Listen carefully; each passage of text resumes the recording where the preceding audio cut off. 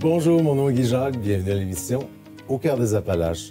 Nous nous trouvons aujourd'hui à la Maison de fin de vie Les Couleurs du Vent afin de rencontrer Mme Marie-Josée Chabot, directrice générale, et Mme Lynne Gosselin, coordonnatrice au financement, communication et bénévolat, avec qui nous allons nous entretenir de la maison et de sa mission. Bonjour à vous deux. Bonjour. Ça va bien aujourd'hui? Très bien, merci. Absolument. Oui. Quelle était la situation, au fond, avant que la Maison de fin de vie existe dans la région? Bien, en fait, il n'y en avait pas. On était une des seules régions administratives du Québec qui avait toujours pas de maison de fin de vie. Donc, les gens devaient se déplacer à l'extérieur, là, Sherbrooke, Québec, Saint-Georges, dans d'autres maisons de soins palliatifs. Mais il n'y en avait pas. On était la dernière région. OK. Elle va pouvoir se pourvoir, C'est ça. cette Puis, ressource-là. en fait, les gens allaient passer leurs derniers jours à l'hôpital ou au Saint-Alexandre, par exemple. OK, au CHSLD Ouais. à ce moment-là. Il faut avouer, je pense que c'était une ressource qui manquait vraiment. Comment a débuté l'aventure de cette maison de fin de vie? Ça remonte, ça a pris 5 ans, en fait, de faire le projet. C'est Lynne Bergeron et Mélanie Piché qui étaient... Lynne Bergeron est toujours sur le CA. Mélanie a quitté l'année dernière, mais c'est vraiment les instigatrices du projet. Depuis 2019, c'est des femmes qui avaient travaillé ensemble en palliatif en début de carrière. Puis elles s'étaient toujours dit, un jour, on aimerait ça faire ça. Fait qu'une journée, ils se sont rencontrés. Puis bref, ils ont décidé de lancer le projet. Donc, ça a pris 5 ans vraiment là, du jour 1, du début. Je crois que le projet mijotait depuis déjà assez longtemps dans leur esprit. Je pense qu'on parle d'une vingtaine d'années là, avant. Ouais. Quelque chose comme ça, finalement. Depuis quand, au fond, la maison est-elle en activité? La maison, en fait, elle a ouvert, on a fêté le premier anniversaire en novembre 2024, donc le 1er novembre 2023. Ça devait être un petit peu plus tôt, mais ça a été retardé là, avec la construction, tout ça. Mais le 1er novembre 2023, ça ouvrait officiellement. Je dois dire que depuis que je suis ici, je constate que, un, c'est très beau. Deux, on se trouve vraiment dans un décor enchanteur aussi. Bien, c'était le but de poursuivre, comme si les gens étaient à leur domicile, que c'était, dans le fond, comme une continuité de soins. Là, souvent, les gens ne viennent pas uniquement de l'hôpital. Il y en a beaucoup qui viennent des soins à domicile, donc ils viennent de leur résidence. Fait que c'était dans cette optique-là là, que la maison elle avait été conçue là, à la base. OK, là, on est à Tête-Fermaise et moi, présentement, je me considère même pas comme étant... On est un peu à l'extérieur de la ville, finalement, là, sur la rue Mounet.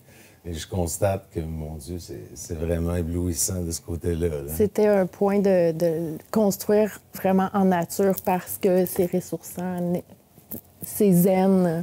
La nature a quelque chose à offrir, donc c'était le but. Et je pense que le décor est très zen aussi à ce niveau-là. On se trouve au Salon des Jardins présentement. Ouais, il y a divers endroits aussi... juste à l'entrée aussi, le hall était quand même impressionnant aussi, là, du nom de la Fondation Dona Grenier, je crois bien. Oui, exact. Et c'était vraiment quelque chose. Quelle est la mission de votre organisme?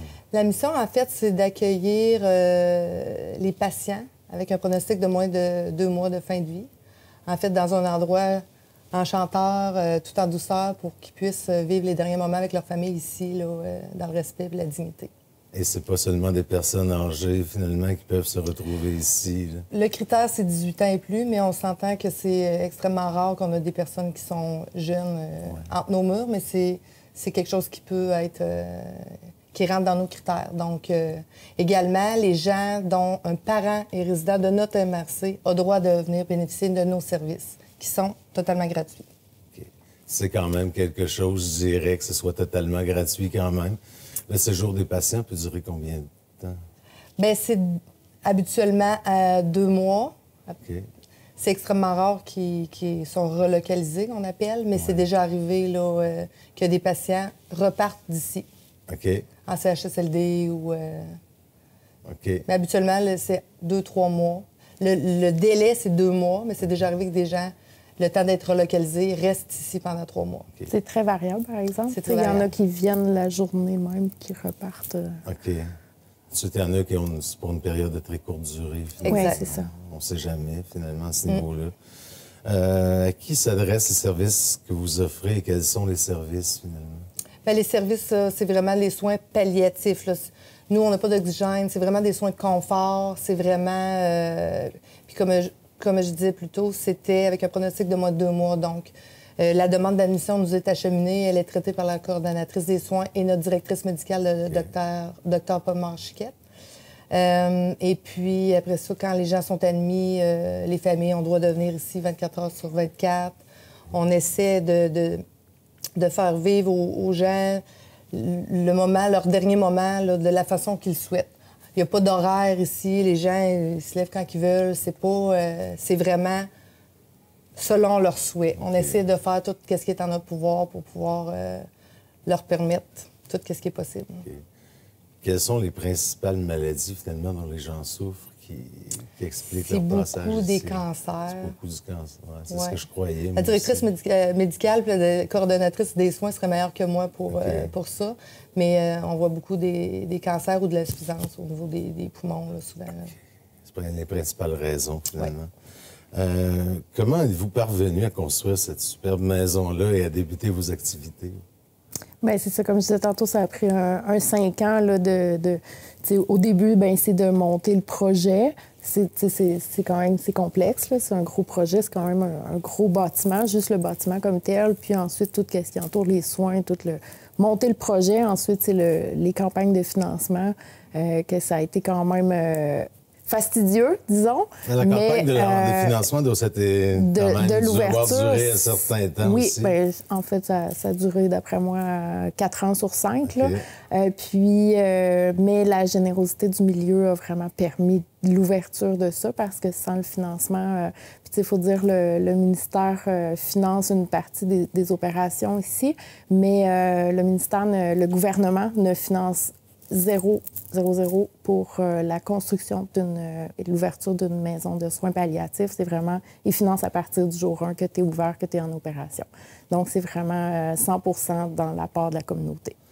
Quelle est la capacité d'accueil de la maison? On a 6 lits. On est vraiment chanceux. Dans le fond, ça nous est octroyé en fonction de la population. Puis de ce que j'ai eu comme information, on aurait dû peut-être en avoir moins, mais on en a 6. Alors... Puis c'est quand même assez souvent très, très plein. Fait que on est chanceux d'avoir ça dans notre des listes d'attente, des choses comme ça? Ça arrive-tu? Non, il y a un bon roulement, je dirais. Okay. Ça arrive qu'on ne peut pas accueillir quelqu'un parce que nos 6 chambres sont prises, mais c'est vraiment variable. On était à pleine capacité jusqu'à la semaine passée. Là, on était à 4 sur 6. Je sais qu'il y avait une demande d'admission qui était en cours aujourd'hui. Fait que c'est vraiment variable, là. Et comment ça se déroule, l'admission d'un patient? Bien, les divers intervenants, comme le CLSC, qui offre les soins à domicile, puis l'hôpital, dans le fond, eux autres, les médecins, savent le fonctionnement. Ils ont un formulaire à remplir, des informations là, pour analyser la demande, si ça cadre dans nos critères. Ça nous est expédié ici, puis le docteur de garde, qui n'est pas toujours le docteur Pomar-Chiquette, mais on a plusieurs médecins de garde qui s'alternent la garde, communiquent avec la coordonnatrice qui a analysé la demande, puis ils parlent ensemble, puis ils conviennent. Il y a toujours un médecin et la coordonnatrice qui est infirmière qui passent sur la demande pour dire oui, on accepte parce que ça cadre dans nos critères. Sinon, ça arrive qu'on doit refuser, exemple, le patient est à l'hôpital, sa situation n'est pas assez stable, on ne peut pas se permettre de le transporter ici puis qu'il arrive quelque chose, parce qu'ici, on n'a pas d'oxygène, on n'a pas de soluté non plus, c'est vraiment des soins de confort, fait que la personne doit être stable quand elle rentre ici, entre nos murs. Il y a combien de personnes qui œuvrent à la maison de fin de vie? On a 15 infirmiers, infirmières préposés. Ça, c'est l'équipe de soins, dans le fond. Okay. Il y a la coordonnatrice. Qui se relaie sur tous les horaires, oui, finalement. C'est ça. On a, c'est des chiffres, des quarts de 12 heures. Fait qu'il y a 2 chiffres par jour. Fait que 2 infirmières, 2 préposés par jour. Il y a moi, Lynn, la coordonnatrice des soins. Puis on a au moins une vingtaine de bénévoles actifs, là.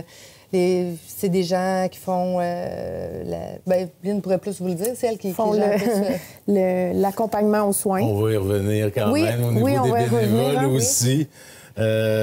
Justement, c'était la prochaine question. Quelle est l'importance des bénévoles un peu pour votre organisation? Bien, c'est ça, c'est vraiment le fonctionnement est basé vraiment sur le bénévolat. C'est ça qui permet d'y arriver puis de pouvoir l'offrir gratuitement. Donc, c'est ça, les bénévoles, il y en a qui viennent accompagnement aux soins, à la cuisine aussi. La cuisine est toute assurée par Louise et Francine qui viennent chaque semaine papoter. Ensuite, on a l'entretien, évidemment. On a des personnes qui nous aident aussi côté administration, côté financement aussi. Richard Sanson, là, qui est sur le financement. Puis plusieurs personnes aussi, des bénévoles sporadiques qui vont venir quand on a des campagnes, qui vont venir aider aux activités de levée de fonds, qui vont venir dans le cadre de notre loterie, qui vont vendre des billets dans la communauté, etc.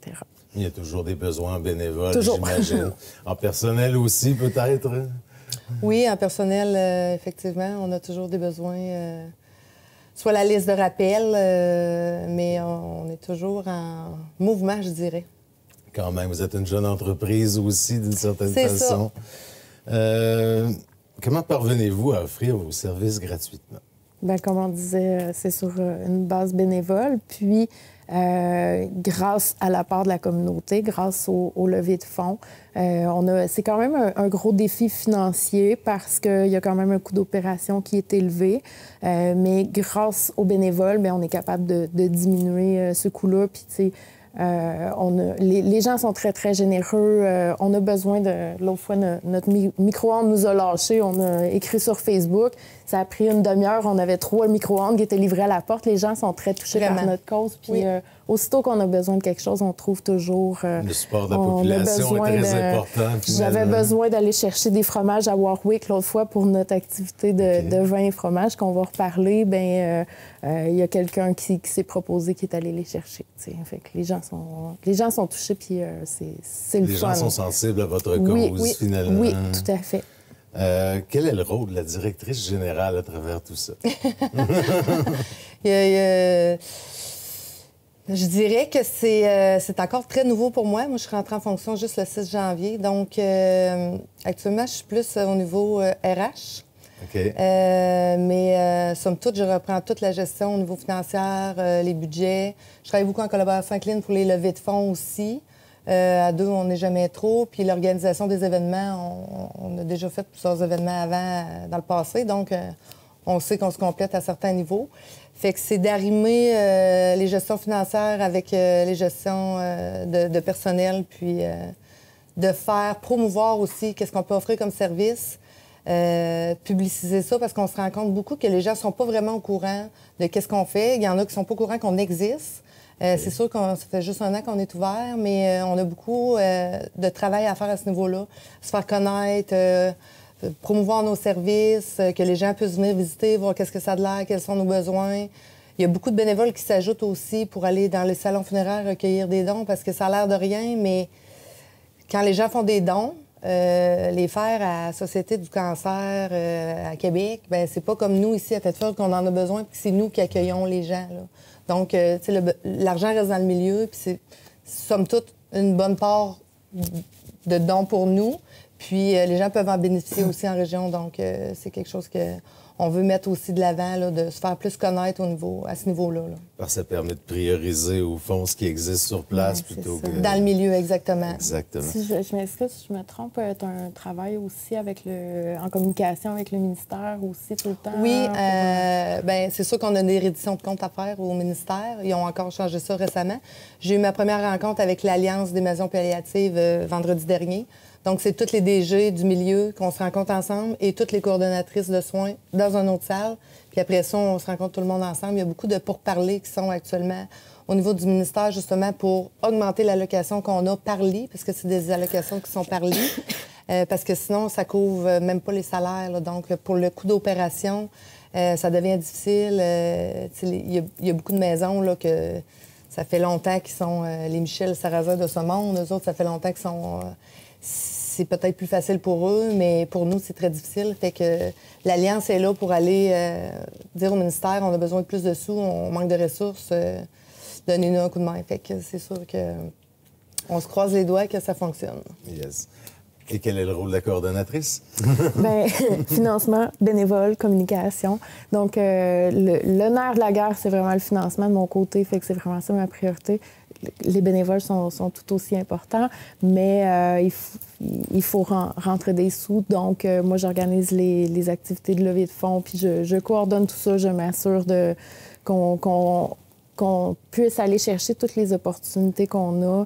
Là, d'ailleurs, on est bénéficiaire du tournoi de golf de la ville de Thetford. Donc ça implique de remplir des demandes pour être choisi. Je pense ce matin aussi, le Rotacrab. On a eu une belle nouvelle aussi, qu'on est bénéficiaire du fameux Rotacrab. Je pense qu'on n'a plus besoin de faire la réputation de l'événement, on connaît. Mais c'est ça, c'est de s'assurer. Je dis tout le temps, il faut que j'aille le nez fourré partout, je m'excuse, là.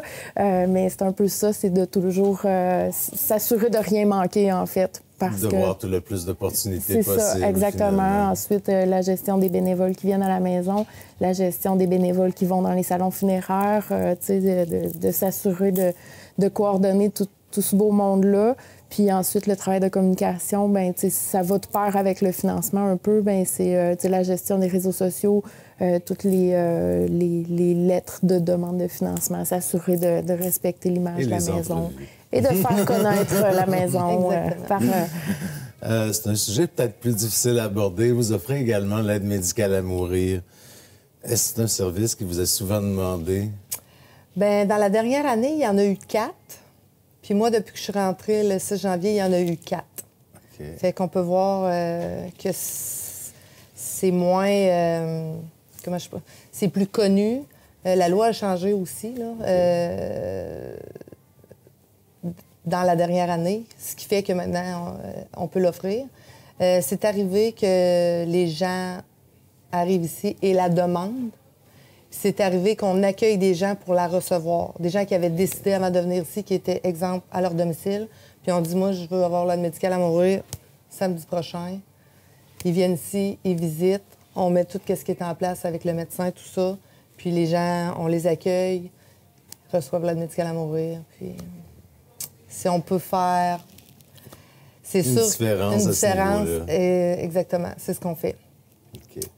Quelle est l'importance des dons que vous recevez, au fond? Bien, c'est vraiment... c'est un peu le nerf de la guerre. Pas de dons, pas de maison, finalement. C'est un peu ça, malheureusement. Donc, c'est vraiment primordial. C'est capital, en fait. Parce qu'on l'a dit, le ministère, c'est environ 40 à 50 je crois, des coûts d'opération là, qui viennent des sous du gouvernement. Fait que tout le reste, il faut aller le chercher dans la communauté. Fait que chaque don est important. Chaque 10 $ amassés dans les salons funéraires, dans n'importe quelle activité de financement. Les personnes viennent ici, des fois, ils viennent expressément pour ça, porter un don, tout simplement. Puis ensuite de ça, avec les différentes levées de fonds, avec des commanditaires. Dans le projet d'ouverture de la maison, on a eu des grands donateurs. En fait, on peut les nommer. On a Desjardins, on a la Fondation Donna Grenier, puis on a la Société Asbestos qui ont été nos grands donateurs à l'ouverture. Puis là, récemment, on a ajouté Promutuel là, qui a annoncé un beau partenariat par rapport au vin et fromage. Société Asbestos, est-ce que parce que le terrain leur appartenait? En effet. En effet. Vous avez tenu une campagne de financement afin d'effectuer l'aménagement extérieur de la maison. Comment ça s'est déroulé? Je pense que c'était M. Sanson, ça aussi, qui a chapeauté. Oui, ça a été un beau projet, ça, l'automne dernier. En fait, qu'est-ce qui est arrivé, M. Sanson, qui était déjà bénévole ici du côté administration, il venait plusieurs fois par semaine, puis il se disait ça n'a pas de bon sens, que l'aménagement extérieur n'était pas terminé, en fait, puis c'était pas prévu dans un court délai, mais il se disait ça n'a pas de bon sens, ça nuit à l'expérience de la maison. On comprend que c'était pas la priorité, parce que la priorité, c'est les soins, mais ça nuisait effectivement à l'expérience. Donc, il s'est présenté au CA, puis il a demandé la permission au CA de mener sa propre campagne puis de s'occuper de l'aménagement extérieur. Fait que vous avez vu, aujourd'hui, ils sont en train de finaliser les dernières choses, mais tout l'automne dernier, en fait, en 2 mois à peine, il a réussi à lever, je crois, près de 200 000 $ dans la communauté encore, avec des petits dons ici et là, puis quelques grands donateurs, dont encore la Fondation Donna Grenier. Ça a été une aide appréciable, j'imagine. Absolument. Fait que tout s'est fait à l'automne. Beaucoup de partenaires qui ont participé, des compagnies d'excavation, par exemple, qui sont venus donner quelques heures ici et là, gratuitement. On a eu beaucoup de dons de matériaux. On a eu beaucoup de bénévoles qui sont venus poser de la tourbe, faire toutes sortes de travaux. Donc, l'aménagement extérieur est complété à 95 %. Il reste l'asphalte qui va être ce printemps aussitôt que c'est possible. Puis, il a même bonifié beaucoup parce qu'au début, ça devait être des plates-bandes puis un peu de pelouse, un petit peu de... Tu sais, juste finir ça. Finalement, ça a pris de l'ampleur. On a un super beau gazebo. Il nous a fait construire une belle terrasse extérieure, tout aménagée avec les meubles. Finalement, un cabanon s'est ajouté parce qu'il faut serrer les meubles quelque part l'hiver. Fait que l'aménagement est terminé, puis on est très, très reconnaissant envers M. Sansion puis toutes les personnes qui ont participé à ça. On n'est pas en été présentement, mais j'imagine que ça doit être en effet très beau. Effectivement. Il y a une autre source de financement qui était la vente de Virevent. Ça existe encore? Ou, oui, ça a été... en fait, ça a fait partie de la campagne de l'ouverture. Mais là, d'ailleurs, on va relancer à partir de 15 de mai, il va y avoir une nouvelle campagne du Virevent, en fait, pour notre mur Sérénité, qu'on l'appelle. C'est à l'accueil. S'il y a des gens qui sont déjà venus, ont vu. On a un beau, grand mur qui est magnétique. Puis, on a ce qu'on appelle le Virevent, parce que, maison, les couleurs du vent, c'est symbolique, en fait, cet objet-là, mais on peut faire un don, on peut faire l'achat d'un Virevent, puis aller la poser sur notre mur à l'accueil. Puis les gens, après ça, ils ont un montant à payer annuellement pour pouvoir conserver leur Virevent sur le mur. Fait que, c'est sur le mur Sérénité, comme ça. On disait. Donc, ce mur-là sert à ça, finalement? Oui, exactement. Quels sont les défis de la maison de fin de vie actuellement?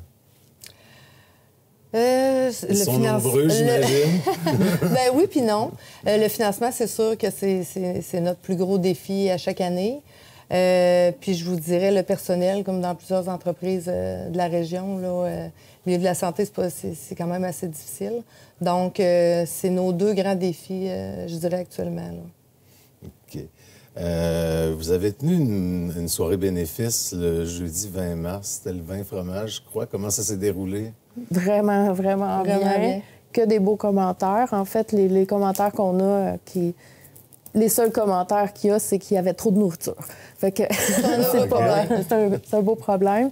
On a un beau résultat final. On fait ça pour l'argent, on le sait. Fait que 77 100 $ qu'on a réussi à lever. Quand même dans un court laps de temps, là, on a de quoi être fiers toutes les deux parce que, tu sais, Marie-Josée est rentrée en poste le 6 janvier. Fait qu'en 2 mois et demi, on a réussi à organiser tout ça. On a eu une participation incroyable et on était sold out. On a eu des beaux partenaires, des belles commandites. La soirée s'est très, très bien déroulée. Donc là, on l'annonce. La date a été fixée au 26 mars 2026. Voilà. Pour le deuxième édition. En 2026. Oui, exactement. Finalement. Parfait. Ça a quand même été un bon succès, mais ça a dû demander quand même une bonne organisation aussi. Tout à fait. Donc, beaucoup de temps aussi à ce niveau-là. Oui, mais c'est ça notre travail. Puis moi et Marie-Josée, on travaille ensemble depuis longtemps, de façon bénévole, en fait, mais dans d'autres organisations. Okay. Donc, on se connaissait déjà, puis on est toutes les deux...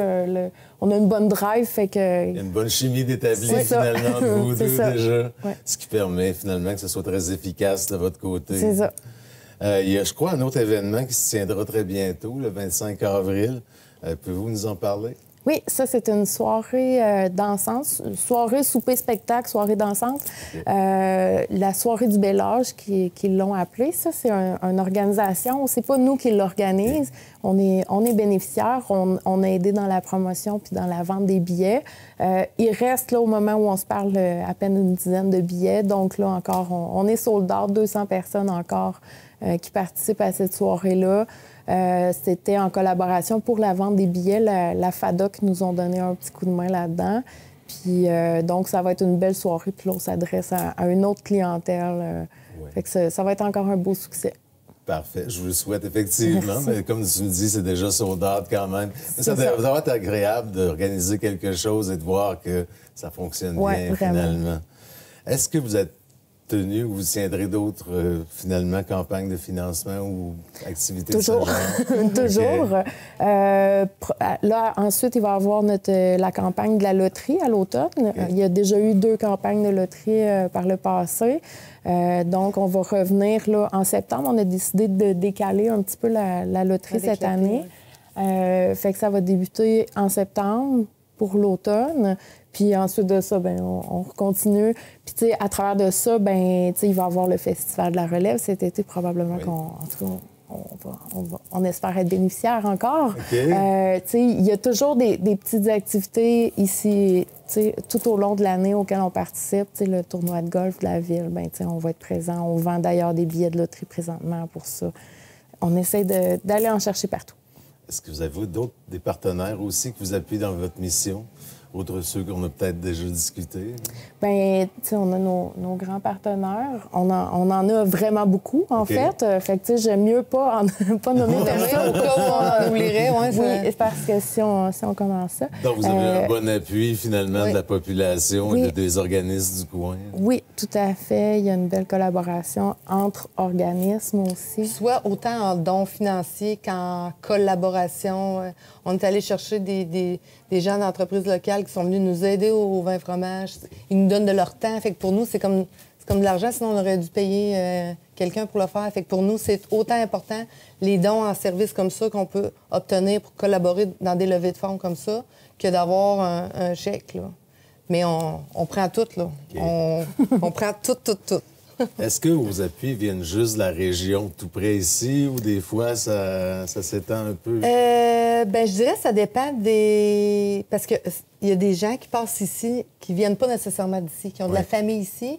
Fait que ça arrive qu'un résident qui vient séjourner chez nous, on reçoit des chèques des gens de leur ville, exemple, de Québec.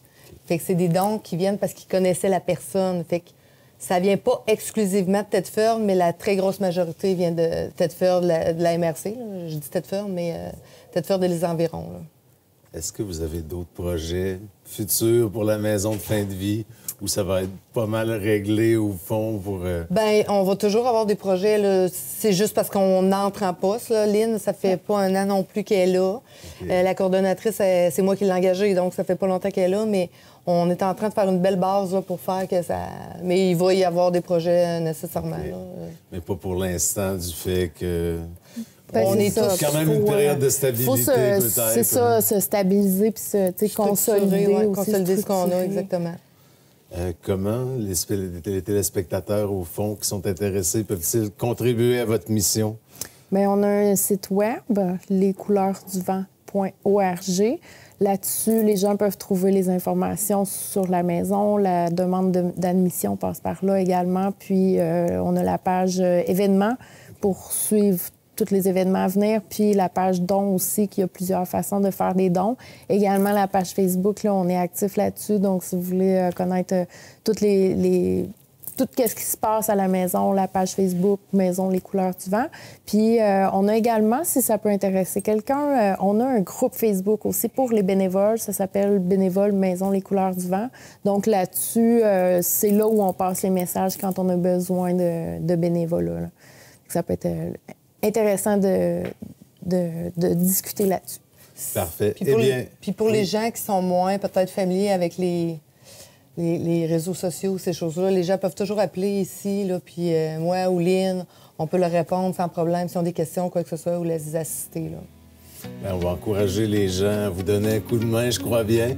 Je vous remercie à vous deux et bonne fin de journée. Merci.